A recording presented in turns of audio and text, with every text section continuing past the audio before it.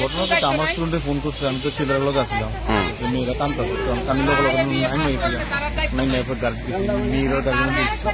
এরপরে হেরা কামতাছে, তো আমি পিটিছি এই ঘটনাটা আমি আগে সম্পর্ক করছিল রাস্তার মধ্যে আমি ডিস্টার্ব করছি না, কারণ ড্রাইভারের মামলা খুলে রাস্তার ড্রাইভার পেয়ে যাবো। তো আমি ফাঁকে সবাই জানাইছি, এখন যার অভিভাবক আছে তো আপনারা দেখছেন। কই গেছিলেন আজকে আপনারা? সায়েন্স সিটি আর উজ্জয়ন।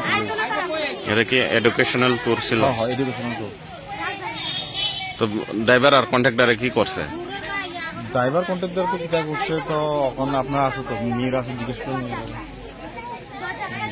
তাহলে এই গাড়িতে কি কোন টিচার ছিল? আসিল, টিচার রানীবাজার নাম ছিল।